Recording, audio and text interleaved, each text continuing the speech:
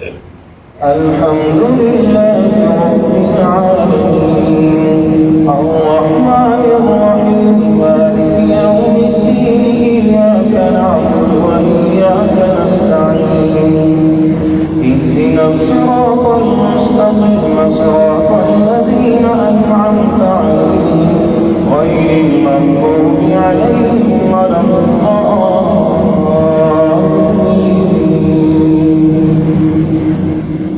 يا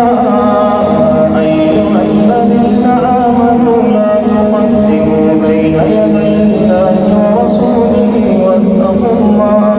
إن الله سميع عليم يا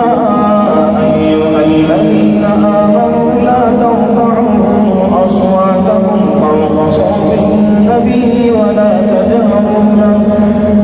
تجهروا له بالقول كجهر بعضكم لبعض أن تحبط أعمالكم وأنتم لا تشعرون إن الذين يغضون أصواتهم عند رسول الله أولئك الذين امتحن الله قلوبهم للتقوى لهم مغفرة وأجر عظيم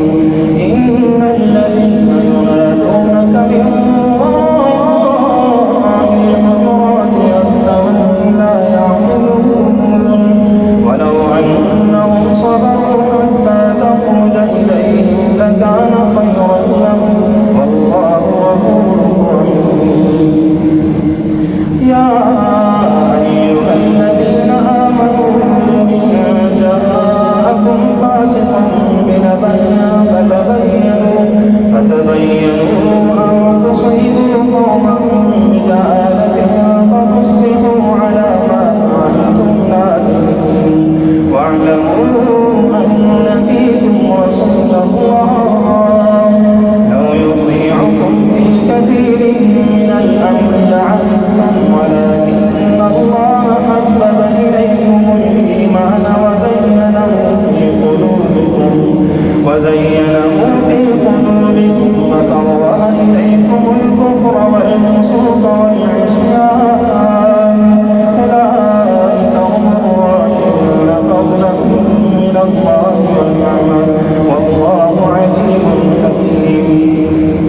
وإن طائفتان من المؤمنين اقتتلوا فأصلحوا بينهما فإن بغت إحداهما على الأخرى فقاتلوا التي تبغي حتى تفيء إلى أمر الله فإن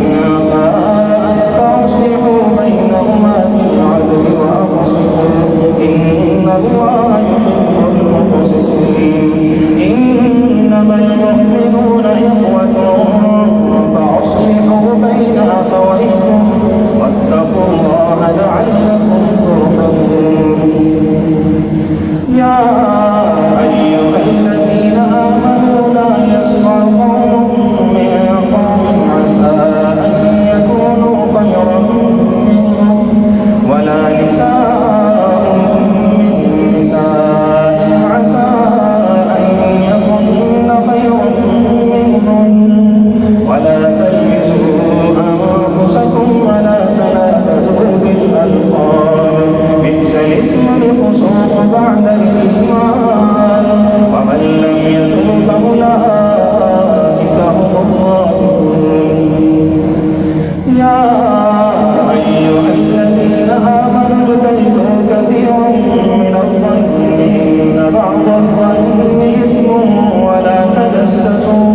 ولا تجسسوا ولا يغتب بعضكم بعضا أيحب أحدكم أن يأكل لحم أخيه ميتا فكرهتموه واتقوا الله إن الله تواب رحيم يا أيها الناس إنا خلقناكم من ذكر وأنثى وجعلناكم شعوبا وقبائل لتعارفوا إن أكرمكم عند